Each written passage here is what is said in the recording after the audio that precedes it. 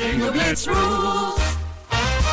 If your bingo has ads in it, That's not a bingo. if it doesn't have the coolest tournaments, mini games, and the most breathtaking design, Nope, not a bingo. if your bingo moment makes you feel so excited that you just want to burst in joy and scream out loud, bingo! Sorry, so you're playing... Bingo Blitz? Now that's a bingo. Go for a world of excitement with Bingo Blitz, the #1 free bingo game. Download Bingo Blitz and play for free. Now that's a bingo. With Lululemon, the real gift happens when they're living in it. When you give the fan favorite everywhere belt bag, the real gift is... And when the ultra soothing rest feel slides are the gift, you're really giving them... This holiday, Lululemon makes it easy to give little luxuries that go beyond. Open the moment. Shop now at Lululemon.com. Let's hang out. Let's hang out. And let's talk about what lessons have found. Let's hang out. And let's listen to two lesbians shout. Let's hang out. Let's hang out. Hey everyone, and welcome back to Let's Hang Out. I'm Ellie Brigida. And I'm Lee Holmes Foster, and here's what's happening this week. This week in the Lesdom. This Week in the Lesdom is a place where we can touch base each episode about things going on with the podcast or otherwise. And up first is our New York show is coming up February 18th at the Bell House in Brooklyn. We are super excited to see all of you. We cannot wait. Also, we want to announce the winner of our first giveaway. We've had a couple giveaways going on lately, but the winner of our Homo for the Holidays crew neck, we could not be happier to announce it is one of our faves, Ellen Lane. You got yourself a crew neck. We can't wait to see it on you, obviously at ClexCon. Yeah. And fun fact, Amy had already bought one of them. So now Ellen gets a free one and they're going to match. So I just think it's perfect gay. I just think it's the gay universe. It's like a lesbian Christmas miracle. Yeah, it's beautiful. Love it. Also, speaking of things that are happening in the general les universe, this is not necessarily lesbian, but come on. There was this article that said that NASA's considering an all-female Mars mission to prevent them from having sex in space. Yeah, because a team of all women was less likely. Yes, and we posted on our Facebook, we posted on our Twitter. The comment section was amazing. Yeah. Like, people had some thoughts about this. Go figure. Some thoughts. My personal favorite, actually on my Facebook page, because I used to live right outside of DC, right by NASA Goddard. I didn't really think about this. Somebody posted and was like, oh, I actually know one of those astronauts. Oh, God. Go follow her on here. Went to follow her. One of the first things on her Twitter account was why rugby and being an astronaut are the same.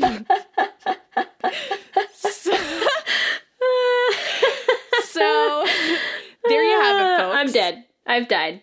There will be a lot of lesbian sex on that all-female Mars mission, let's be real. Yeah. Well, and the no article babies. was weird, too, because they did talk about how, like, obviously a huge part of it was that they don't want anyone to get pregnant on this year-and-a-half trip to Mars. But then it got into this really weird, like, how-to article about having sex in space, where they were like, well, since there's no gravity, it would be really difficult to get enough, like, force between the two bodies, plus you'd be floating around in the cabin. So I'm just saying... TMI.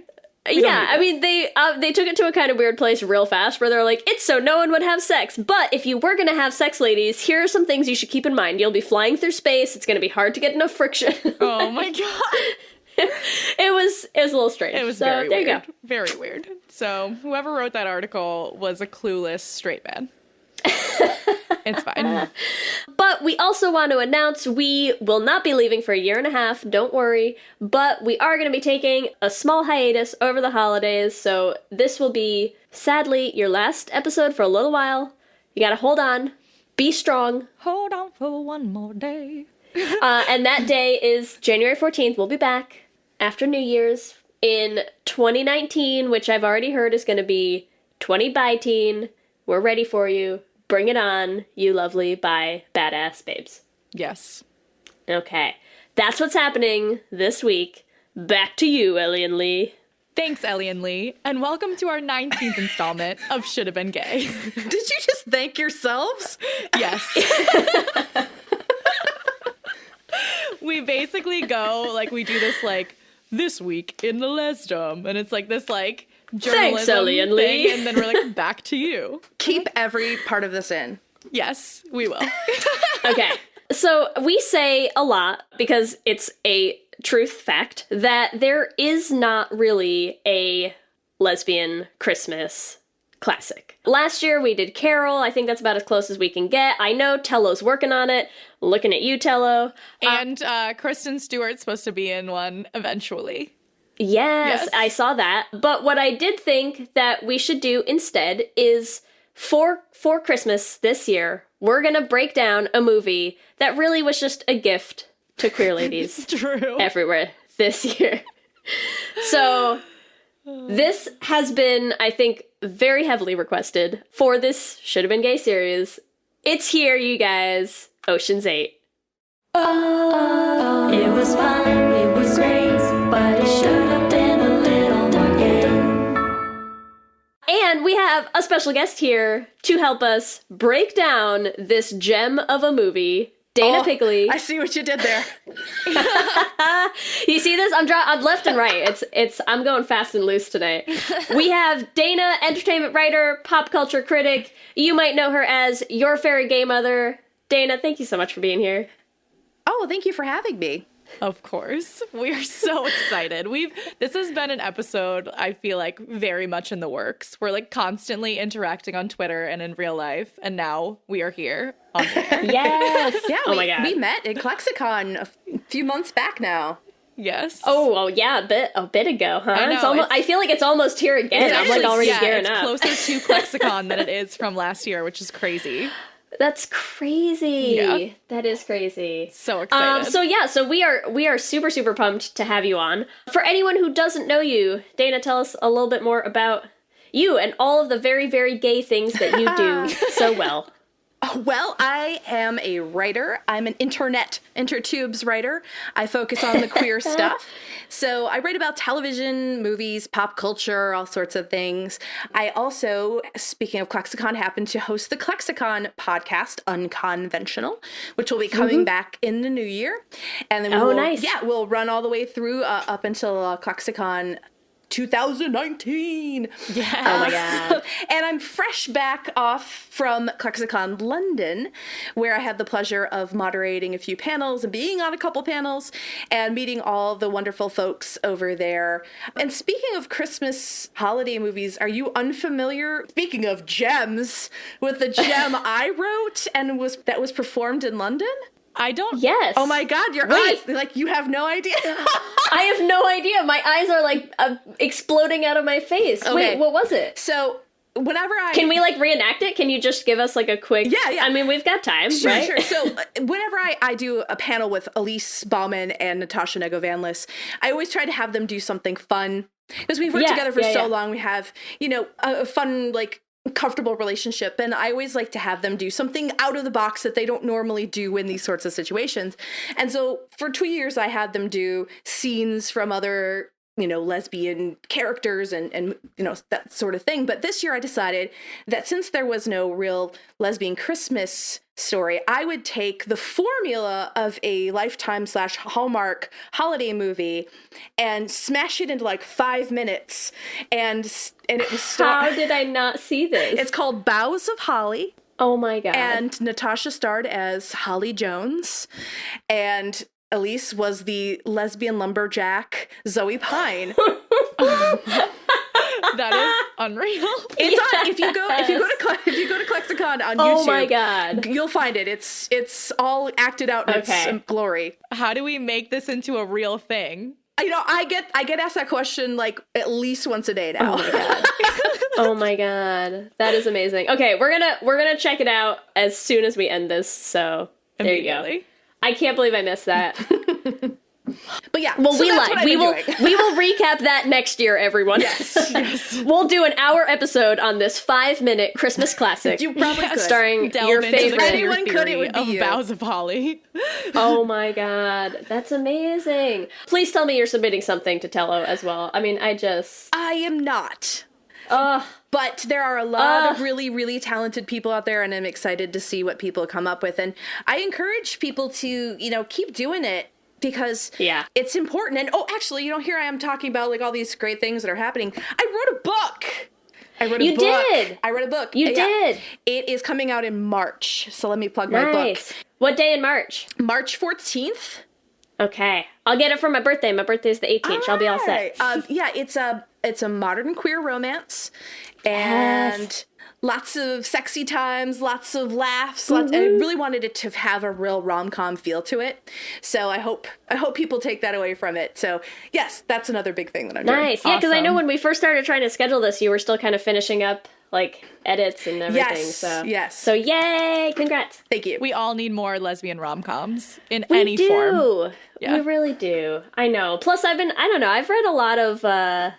I've been digging more into like books. Like I feel like we spend so much time on media talking about like the movies and the shows, and like there are actually a decent number of like excellent queer books out there that like you don't hear as much about. Well, I think that as somebody who works for a lesbian publishing company, I think that there is still a stigma about romance novels that the straight community has gotten over, that maybe the queer and lesbian community like just hasn't quite like embraced. But I listen to people talking about like, I want stories of love and happiness and all this great stuff happening, and I'm like, don't you know there's like thousands of books out there that are telling these stories right now? So since I've been working with Bella Books, I've really been trying to encourage people who are big into television and film to check out lesbian romance or mysteries or whatever. There's so much out there. I have so many things I want to say right now, and I don't. We'll do like a whole other breakdown on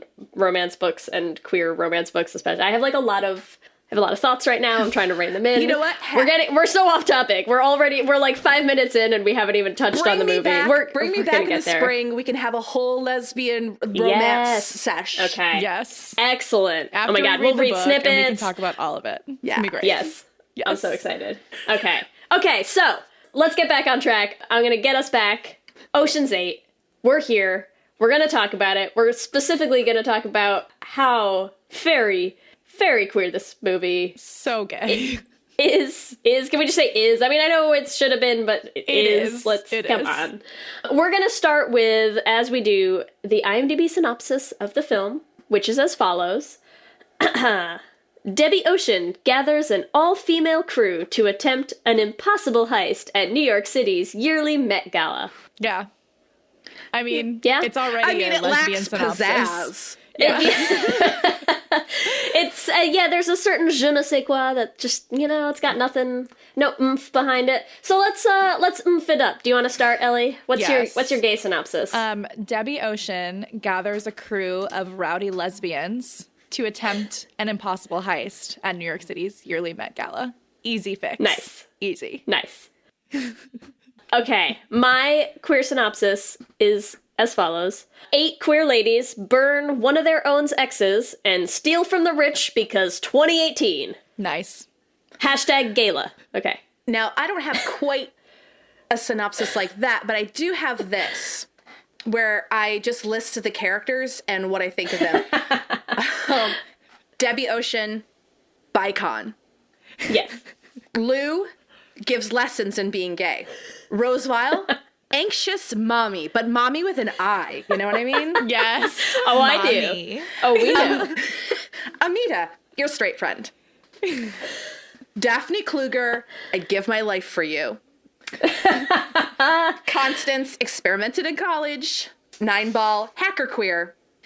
And Tammy, love of your life who got married but still sends you longing Facebook messages. Yes. Oh my god. Yes. Honestly, so accurate. Yes. We have to delve into those, but in a nutshell, that is every character. And that's Ocean's 8 right there. Yeah, that's everything. And we're done. The episode's a wrap. Hope that was fun for everyone. See you next year. And scene.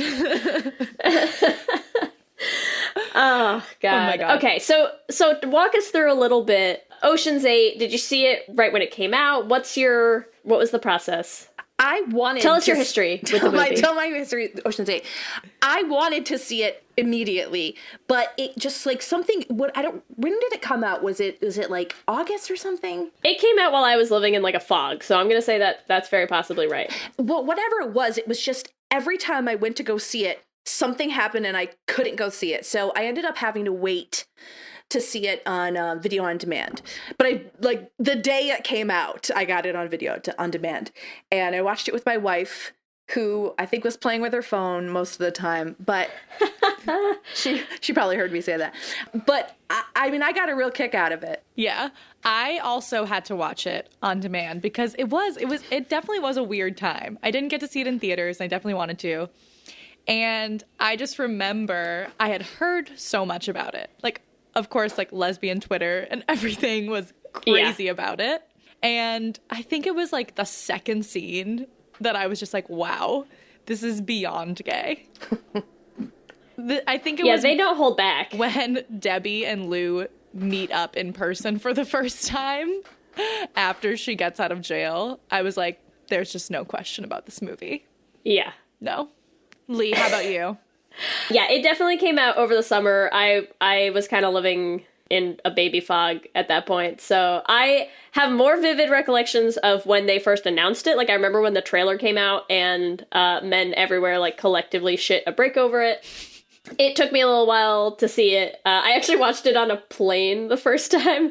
So that was probably tells you how long it had been since it had been out. I don't know. Sometimes they get stuff pretty fast now, but watched it on a plane, have watched it again since then. We'll continue to keep watching it over and over again because what a gift. What a gift this movie is. Also, this is a tangent, but just because you said men shit a brick. I recently read an article that said that female-fronted films have, in the past year, have made more money than male-fronted films, and I just want to tell men everywhere to eat it. It's almost like women go to the movies. Yeah, exactly. It's almost like we like to see ourselves represented, and we'll pay for it. And are funny and entertaining. Strange. Strange. But sorry, Go figure. Random tangent. But just to be like, because everyone's like, oh, any movie with only women, like, what? Oh, it won't be successful. Yeah. No, you're stupid. And there's your 2018 mood, everyone. And science. We've wrapped it up. Thank you, Science, Ellie. facts, and figures, people, also speak to women being the best. That's all. Approved by science. Women are better. Yes. Good. All right, so let's dive in to which character should have been gay, which I think is a hilarious question for this movie. Should which character not have been gay? Like, Yes. I mean, there's like one and a half maybe that weren't super duper queer coded. Yes. Yeah. Well, I'm interested. Accurate. Why did you choose Mindy Kaling's character? That's the one that you said was the straight friend, right? Yeah. Amita. Yeah. So why do you think she's straight? Well, okay, you know what? I shouldn't assume she's straight. She might be bi. She might be pan. Mm-hmm. But we see her like end up with a feller. Yeah. So, and I didn't get the vibe. I just didn't from I'll that give it to you. character. Yeah. Okay, I would say number 1 is Lou. Oh, God, yeah. And number 2 is Debbie. Because, yes, like you said, Debbie is a bicon. And Lou is just, like, the gayest. Oh, the outfits. Can we just talk about the outfits? The outfits were pretty great. Lot. I mean, from the second that she shows up, right? There is just, it's not even just, forget what she's wearing. I mean, okay, let's not forget what she's wearing. Let's talk about what she's wearing real quick because the suits. It was like if Mick Jagger and a lesbian went thrift store shopping together. But wait, I want to backtrack for a second here because we need to, I don't know how Daphne didn't make it to the top of your list because... Oh, you're right. She looks at everyone in that movie like they are just the most delicious slice of pizza that she wants to devour.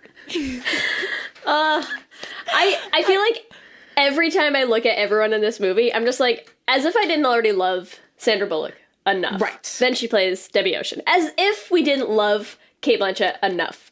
She plays Lou. As if I didn't love Anne Hathaway enough already, she plays Daphne, and oh my god.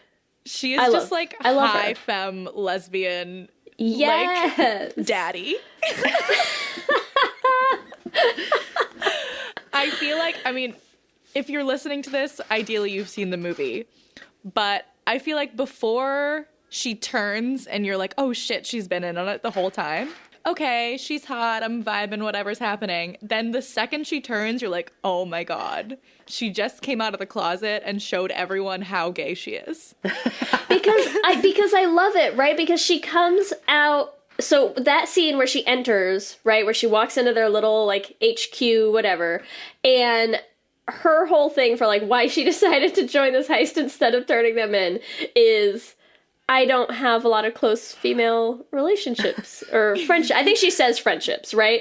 I'm like, oh my god, you are like the quintessential little baby gay who's like just coming out and realizing why you've like held women at arm's length like your whole life, you know? And now you're ready to do it.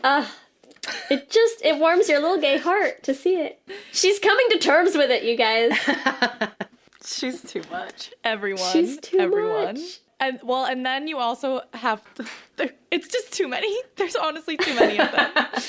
But I don't know if we want to get to Sarah Paulson yet or if we want to wait. But like, I would say she is number 4 on my list. Yeah. Wait, are we forgetting Nine Ball too, though? Okay, sorry. Oh, okay, shit. Make your points for Tammy, but I have a strong argument for Nine Ball being way at the top of that list. That's why it's so hard. They all are at the top. They're all more tops. gayer than the next. I know. It's a lot. They're all power tops. But I mean, the scene between Debbie and Tammy in the garage, I mean, I mean, who didn't think they were going to, like, totally make out right there? I was very more confused. Yes. And I was like, she totally is that Facebook ex-girlfriend that's like, I sometimes think about you and I really wish things had turned out differently. I'm gonna tell you, Dana, I think you're wrong. I think you were not confused at all. I think you got exactly what is happening in that scene. There's no confusion. We all know what's happening. I mean, she might as well have like backed her up against a crate of stolen goods and had her way with her. Yes. It was, she just like abandoned her children and her husband. Like, go. Oh, sorry, I dropped my beer. Oh my god, you're fine. To like go spend a week or so with her heisty friends. Oh my god. Yeah, I feel like she was like, those are her college friends who she got like really, really wild and like she was super gay, like had a pixie cut, and then like and then she met her husband and was like, oh well, she's bi, but she left all that behind, and then she was like, no, I miss it too much. I need my gays. Oh my god. She was like, I'm coming in more ways than one. Okay, wait. Now can we talk about Nine Ball, though? Yes. Because, come on. Yes. Come on. Well, the attitude, the sass, the sarcasm. Well, Rihanna always has, like, such a cool presence. And she's that cool girl at the bar that, like, you are just way too intimidated to talk to. And you just kind of hope she comes over and asks to bum, like, a lighter or something. Yeah. But the thing is, you don't smoke. Yes, but you will find a lighter. You will find a lighter. Like, grab it from the person next to you. Yes. I feel like Nine Ball is that girl that, like, steals your girlfriend just because she can. and then she gets bored. Like, 2 weeks later, she's done with her. Yeah, no, she'll, like, I feel like that would be, like, if she was gonna do... If Nine Ball was gonna plan a heist, that's the kind of heist she would plan, right? Is she would spend, like, 2 solid months figuring out how to win over your girlfriend, look up her favorite movies, her favorite foods, she'd figure out where to take her. She would plan every single thing. She'd hack into her phone, she'd be in her emails, but she would learn every goddamn thing about that girl, and she would steal her from you in a heartbeat, and then just drop her by the side of the road. Like, she'd be done then, like, that's it. She's got her billiards, she's got her hacking, she's busy. Yeah. Well, there's also a part, I think, where she literally says that she dumped her boyfriend because she gets tired of men. Like, it's so on the nose.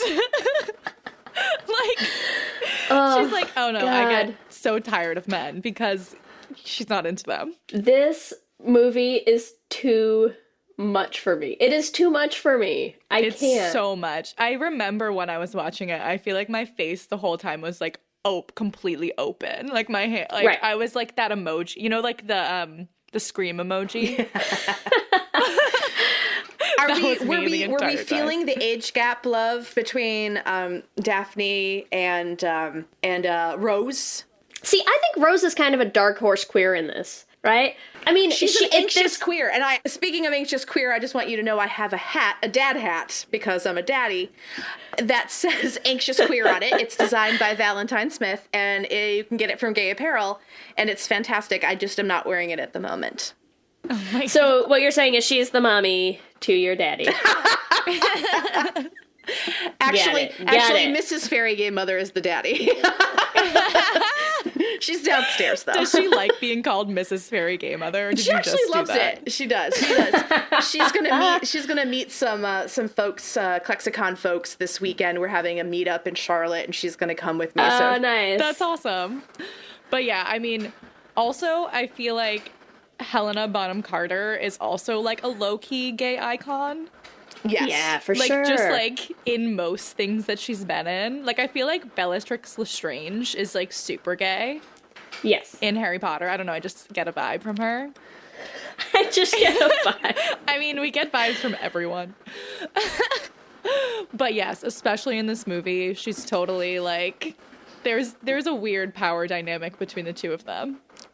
I just like a good anxious queer. I like awkward queers. I like anxious queers. It's my thing. Yes. And Plus, come on, that first fashion show that they go to for her that she like sank all her own money into, and who does a whole fashion line of flight attendant chic circa 1982? Right. Now, if she was really lesbian, she would have like Indiegogo'd or like Kickstartered that shit. Ooh, Yes. that's true. which Lord knows maybe We she know how to did. work a crowdsource. Yes. That's a good point. All my crowdfunding has run out. I need to do this heist. I have to get Okay, those but wait. perks in. I think that's a good segue to something that okay, this suddenly occurred to me when we were talking about Anne Hathaway and Daphne Kluger showing up, finally accepting her inner queer by joining this heist. I also feel I'm waiting. Again, I just love giving people thesis ideas. So if someone wants to write a thesis and then send it to me, I want someone's thesis to be about thievery as a code for being in the queer closet in Ocean's 8, right? Where you're like, you kind of live this double life.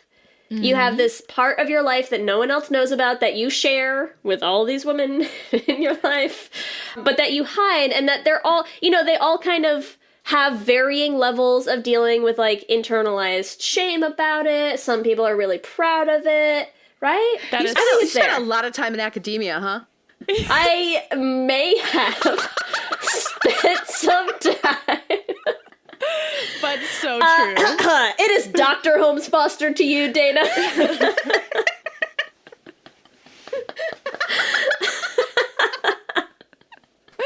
Yes. Look, all I'm saying is someone could write an excellent paper. The idea is there for the taking. You don't even have to send me royalty checks. You can just have that. Do okay? people Good. make money off of grad school papers, really?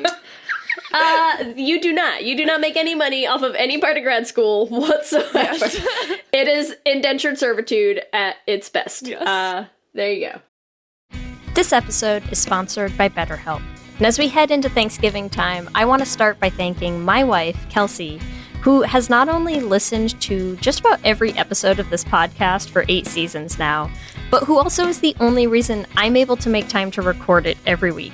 She takes the kids, gets them dinner, and gets them ready for bed just so that Ellie and I can come on and yell about gay things into each other's faces for an hour. So here's a reminder to send some thanks to the people you're grateful for in your life, including yourself. I've been in therapy for a long time now, and one thing that's so important about therapy is how it teaches you to be more intentional. And being intentional about gratitude and how to show that to the people you appreciate is just one of the many benefits that I've gotten from therapy over the years. If you've been thinking of starting therapy, consider giving BetterHelp a try. I know how hard it can be to find time for regular therapy, and BetterHelp is designed to be flexible and convenient for your schedule. You can fill out a brief questionnaire to get matched with a licensed therapist, and you can switch therapists at any time for no additional charge. If you want to start being more intentional about gratitude in your life, visit betterhelp.com/letshangout today to get 10% off your first month.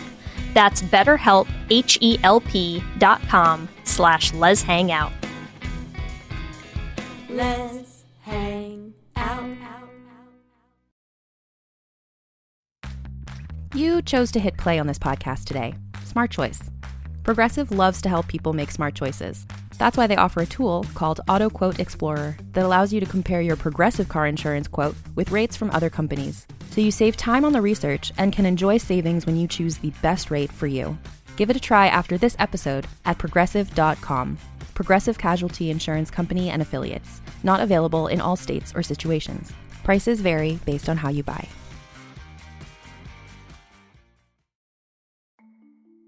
For many businesses, the holiday season can be both an exciting and stressful time. With so many balls in the air, one thing you definitely want to know you can rely on is how you're selling your products. And with Shopify, you can rest easy knowing it's the home of the #1 checkout on the planet. Nobody does selling better than Shopify, and when it comes to successful brands like Aloe, Allbirds, or Skims, an often overlooked secret is all the things that go on behind the scenes that make selling, and for shoppers, buying, simple. For millions of businesses, if you take a peek behind that curtain, you'll see that Shopify is what makes it all possible. Shop Pay boosts conversions up to 50%, so that's more happy customers and way more sales going. It's true all the time, but especially this time of year, your commerce platform better be ready to sell wherever your customers are scrolling or strolling, on the web, in your store, in their feed, and everywhere in between. Businesses that sell more sell on Shopify. Upgrade your business and get the same checkout we use for Realm merch with Shopify. Sign up for your $1 per month trial period at shopify.com/realm, all lowercase. Go to shopify.com/realm to upgrade your selling today. Shopify.com/realm.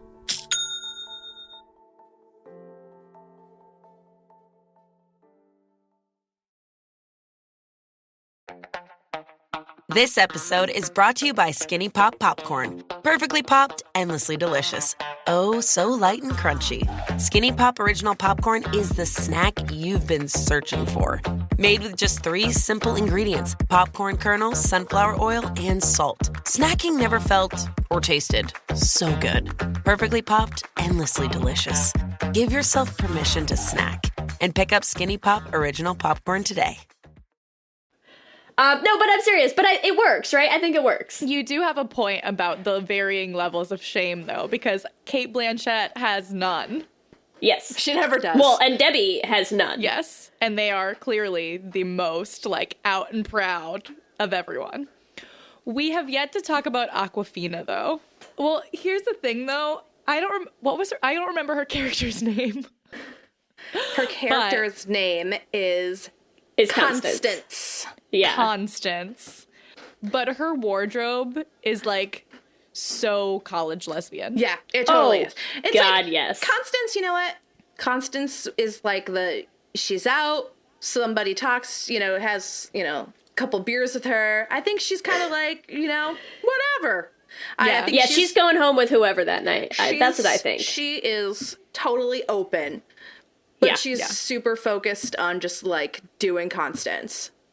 Yes. Yeah, she is. I feel like she's the best friend who gives you dating advice, but is never dating anyone.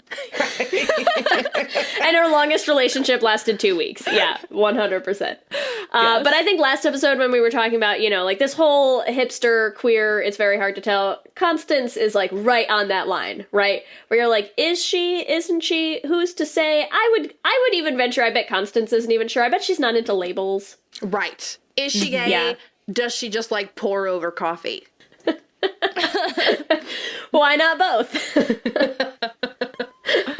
I I did read, there was a Vulture article that was like circulating around about like the levels of gay that everyone, like who is the gayest or who has the most lesbian energy in Ocean's 8. And the thing that it said for Constance was likes to steal from rich white ladies, lesbian. I was like, what does that even mean? Steal their hearts? Yes. Oh, okay. Or like this stereotype of like that like older rich lesbian who like takes care of the like younger, maybe? I don't know. What about Constance and Rose? Constance would go for an anxious mommy, I think. Yeah, I could see it. I could see it. Wait, does this Dana's ruminating on that one. Does this bring us around? Have we hit everyone? I think we've hit everyone. Because now we have to pair them up. Oh my god. It's endless. The possibilities are endless. Okay, well, there's no way Debbie and Lou can be together. There's just too much lesbian energy happening there. Well, there's too much bad blood, too, from their breakup. Right. Well, yeah. Okay. So, like, it was exactly. So, like, sometimes you just can't take a step back. It's got to be Debbie and Tammy. Debbie and Tammy. Yep. Ooh. All right. I like am hardcore team Debbie and Lou, but I can agree with you that they are a lot. Like, they are two power lesbians that, yeah, they'll butt heads, but their sex will be amazing. That's all I'm saying. Like, I'm sure, yeah. Okay, but wait. While we're tossing all of these pairings out, this is our favorite game because Ellie and I are god-awful at this. Okay, Dana, I'm going to make you start. Okay. So, Debbie and Tammy, what's their ship name? Gosh. And it's tricky in this movie because they do not all have last names. Toshin. Ooh, okay. All right, Toshin. I literally was going to be like, Dammy. I was going to go Tamby. Tamby was my vote. Oh, Tamby. Okay. All right. Yeah. I like it. I like it. Well, We're so bad at this. What's Debbie and Lou's ship name? Okay, see, this one, I like Lucian. Yeah, I'm going to go with that, too. Yeah. Okay, that's easier. That's easier. I will say Lucian, I think, has a much better ship name than Tamby does. But I think you can argue the merits of both very separately, so. Yes. Understandable. All right, and then we had talked about Daphne and Rose. Yes. So, what's Daphne's last name? Daphne Kluger. Oh, God. Yeah. Rose. Glugose. It's like glucose. Glucose. That's the worst. I think that tops the list of the worst ship name you've ever come up with, Ellen. Sherbaldrin. Sherbaldrin. Oh, Sherbaldrin man. is the ship name that we came up with for Lily and Robin. In How I Met Your Mother. Sherbaldrin. I don't know. Klugos is pretty up there. All right. There's been worse. It's either glucose or it sounds like it would be like the slightly bad guy in like a kid's Christmas movie, like a Christmas cartoon. Yes. Like, Klugo. Darn you, Klugos, you know? I could see that as well. That's very true. Yeah. What's their real one? For Daphne and Rose, huh? Well, sometimes, what's Rose's last name? They combine their full names, like Kluger-Vile or something. Yeah. I like that. You could do like Roger. That makes a little bit more Which would be sense. spelled Roger and would therefore confuse everyone. And then when you talked about it out loud, if anyone ever said Roger, you'd be like, ugh, if you really shipped them, you would know it's Roger. You're right. I feel like people have said that to me straight up on the internet. And I guarantee I can tell you what ship it would be about too. Oh, I'm sure it was numerous ships. You just get them all wrong. It's hard to, the internet is a textual medium. It's difficult sometimes. You don't hear it out loud. Oh, yeah. Well, for the longest time in Orange is the New Black, it was Pipex. And then I was quickly and swiftly corrected that it was Vossman.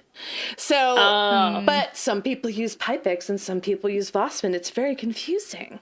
Yep. You know what? Both are equally correct. Everyone is equally valid. I understand where you're coming from. I see your intentions. Yes. Very good.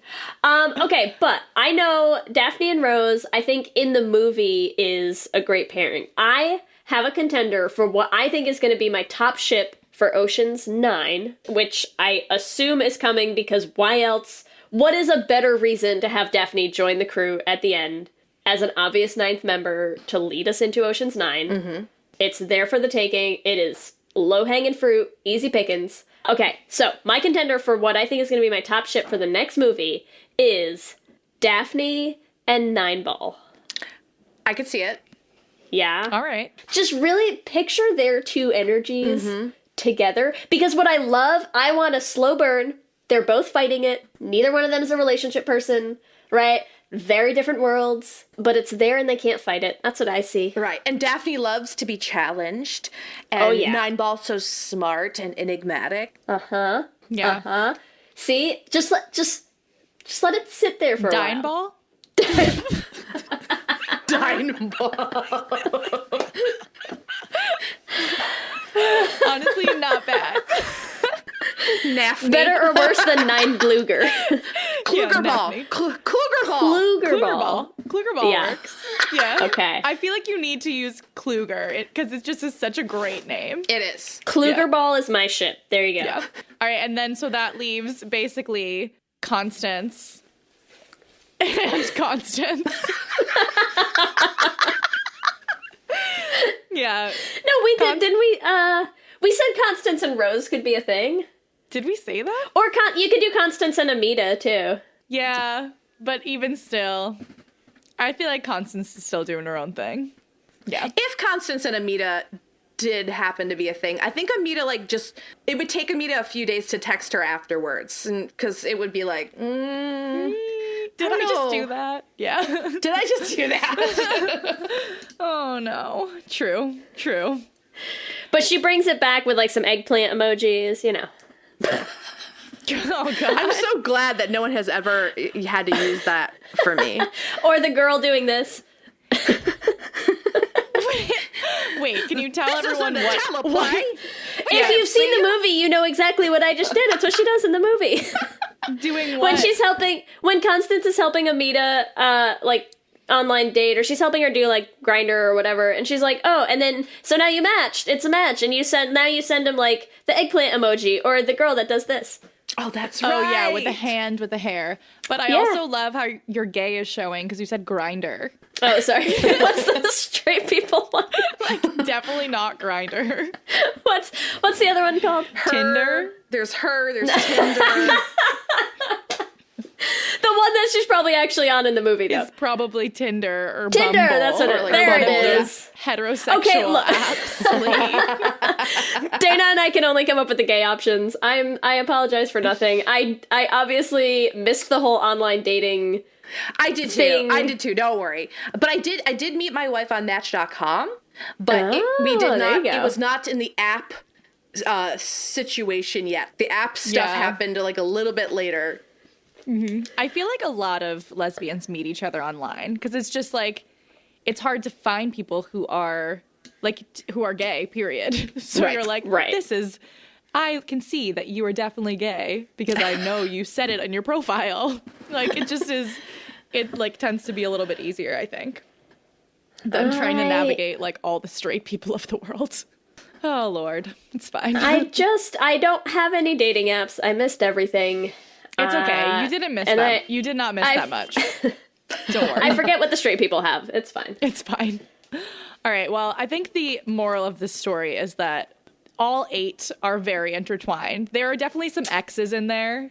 Like, yes. Even sure. If even if Endgame is Debbie and Tammy, which I can give to you. Oh, thank you. Like, Debbie and Lou are exes, or they've at least hooked up once.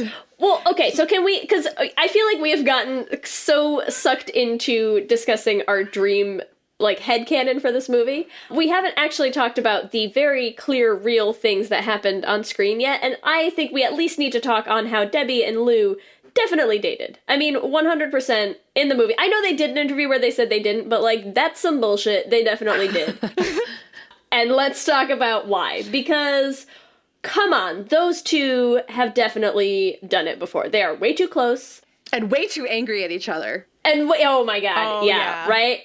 I mean, Lou, you tell me Lou is not jealous when she finds out the whole revenge angle to the heist, right?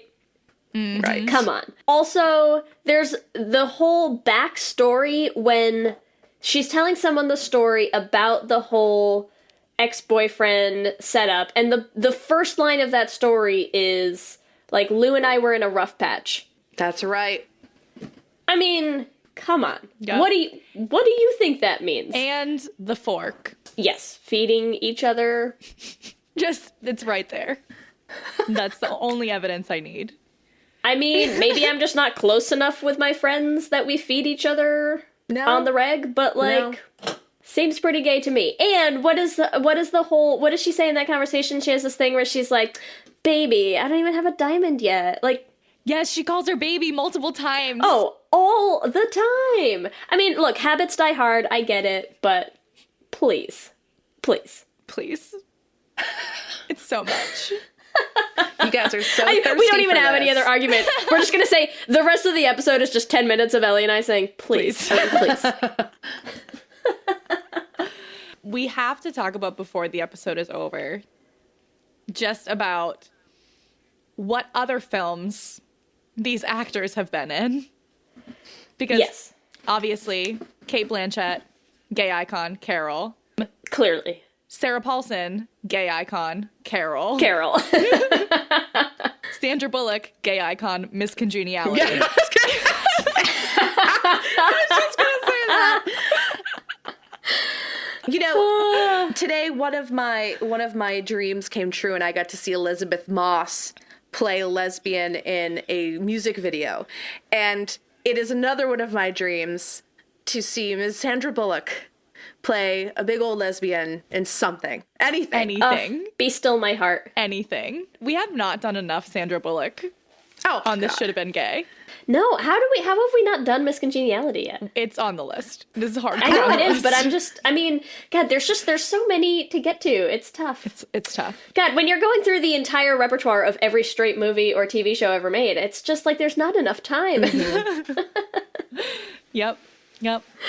So accurate. Yeah. And as you mentioned, Helena Bonham Carter, gay icon. Bellatrix Lestrange. Yeah. Rihanna, gay icon, Harry Potter. Icon. Oh my god. Rihanna, gay icon. That one music video where she's in a bathtub with Shakira. Did I make that up? Ellie's like, gay icon, this hot dream I had about Rihanna.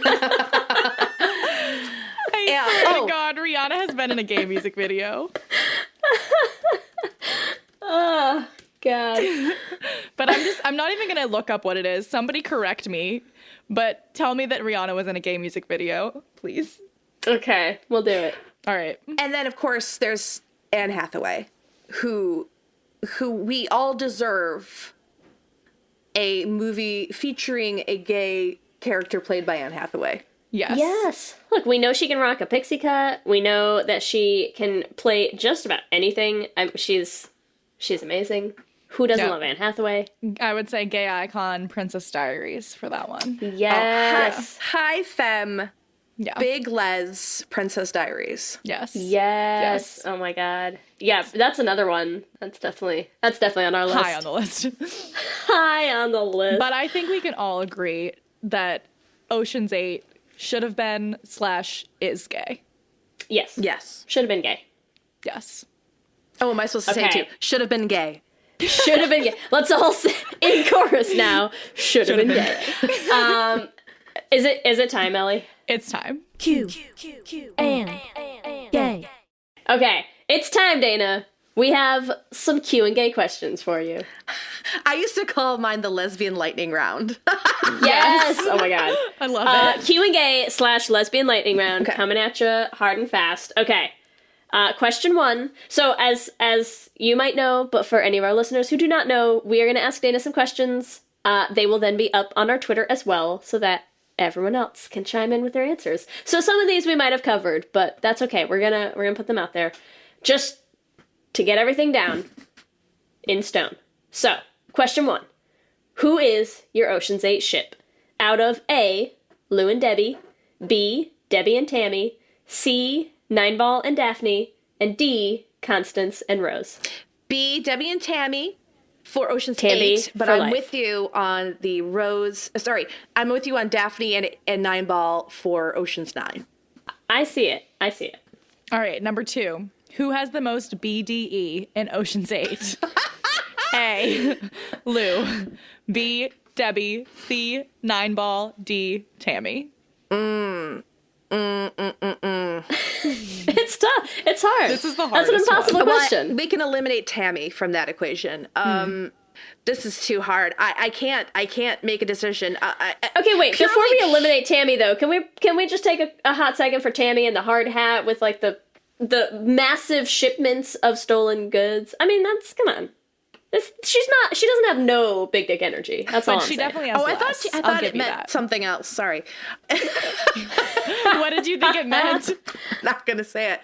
Anyway, but strictly on outfits alone, I'll edge Lou out of the pack. Okay. All right. Okay. Well, what a great segue to question 3. What is Lou's best outfit? Is it A, yellow button-down and vest, B, baby blue suit, C, cheetah print jacket, or D, sparkly green suit? I was waiting for that. D. Yeah, there you go. Rounding it out. It slays. All right. Who makes a better couple? George Clooney and Brad Pitt, or Sandra Bullock and Cate Blanchett? I haven't had the pleasure of seeing Brad and George in a position where I could ship them, so I'm gonna stick with Sandy and Kate. All right. Fair enough. Good choice. Okay. Last question, number 5. What would you prefer out of the following? A, diamonds, B, cash money, or C, revenge? I am not a mean girl, so revenge is not part of it. I'm a forgiver. That's where you and Debbie differ. I don't really give a shit about jewelry, so I'm gonna say no to the diamonds. Give me the cash money. Yeah, good call. Cash money. And remember, you can give us your answers to this week's Q&A questions on our Twitter at Let's Hang Out Pod. Dana, thank you so much for joining us Thank for you this. for having me. I'm so happy to be here.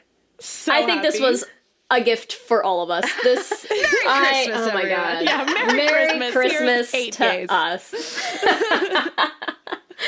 Wow. Oh, I bet we could have done like a great like Christmas Hanukkah thing with we didn't get there. We'll try. Well, next. We yeah. missed it. We dropped the ball on that one. That's on okay. us. And for our listeners, Dana, where can everyone find you? Online. Online. Not in real life. Do you want my street address, weirdo? You can find me on Twitter and Instagram at Dana Piccoli. That's 2 C's, 1 L. I'm still laughing at where can they find you.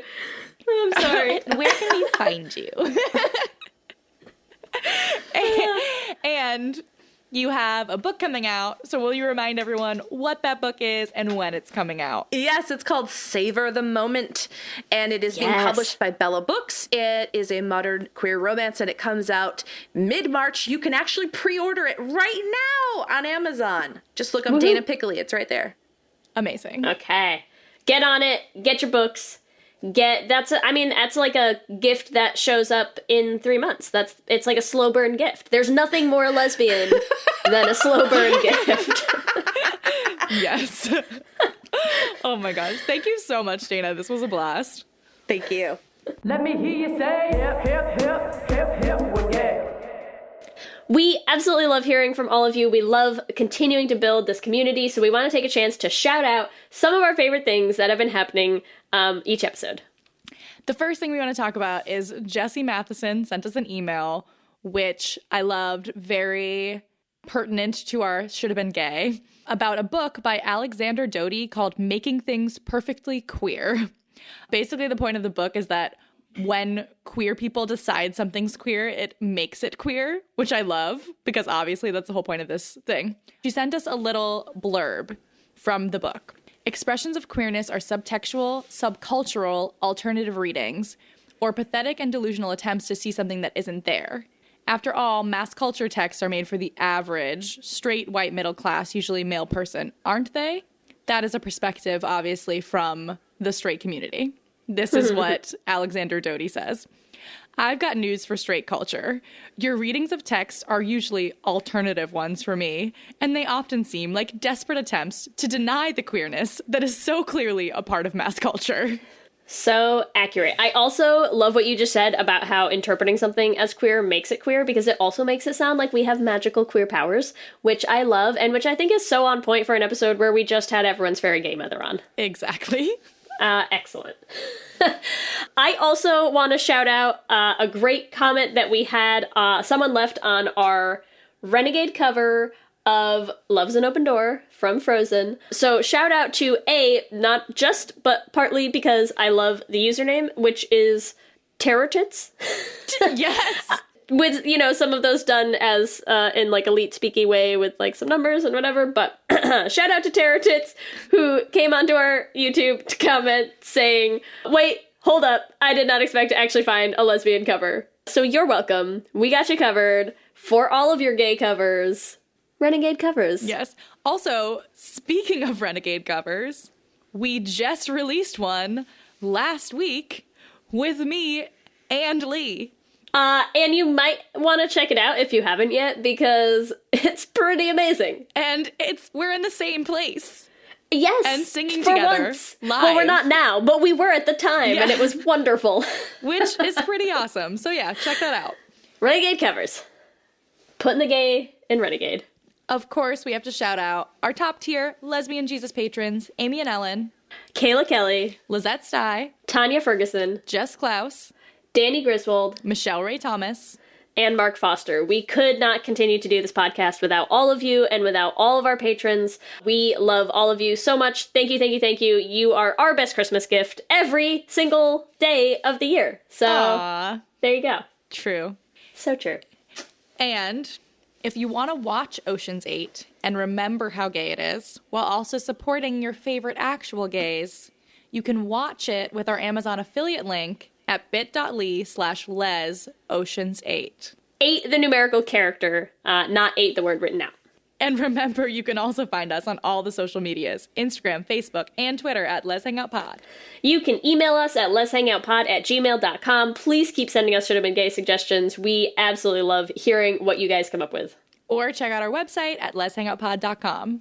Make sure that you subscribe on whatever you use to listen to your podcast so that you get new episodes as soon as they drop. And make sure you also subscribe to our YouTube channel at youtube.com/letshangoutpod. We just released a Renegade cover with me and Lee, and we hope you loved it, because we loved recording it. If you want to help support the podcast, there are so many ways that you can do that. The first one, it's so free, it's so easy. All you have to do, hop on over to iTunes, rate us, leave a review. A, we love reading them. B, it helps people find the podcast. And if you want to support us financially, you can help us by becoming a part of our Patreon for as little as $1 a month. You can become a part of our Patreon at bit.ly/letspatreon. You get access to bloopers and Les Essentials movie watches and early drinking game rules and all sorts of cool stuff. Our Facebook page, we would love to have more of you, so join us on Patreon. You can also get some hot Les Hangout swag at our merch store. You can find that at bit.ly/lesshop. And we are also doing a season 2 campaign raising money for the Trevor Project at bit.ly/lestrevor. If you want to follow us individually, you can find me on Twitter or on Instagram at LSHFoster. And you can find me at Ellie Brigida on Twitter and Instagram. And with that, I'm Ellie. And I'm Lee. And let's hang out again soon. Let's hang out.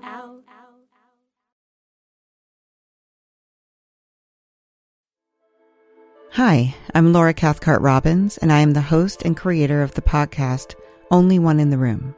Every week, my co-host Scott Slaughter and I invite you to join us and lose yourself in someone's incredible only one story. We talk to real people dealing with issues like infertility, the death of a loved one, human trafficking, and women who, fake it. Oh, and we want to be fair, so we talk to celebrities too. Emmy winners like actor John Cryer, supermodels like Amber Valletta, and rock stars like Ryan Dusick. Everyone is invited to share their Only One story with our listeners. With 21 seasons and counting, we guarantee you that Only One in the Room has a story that you'll connect with. This podcast is for anyone who has ever felt alone in a room full of people, which is to say that this podcast is for everyone. Download Only One in the Room on Apple or Spotify today.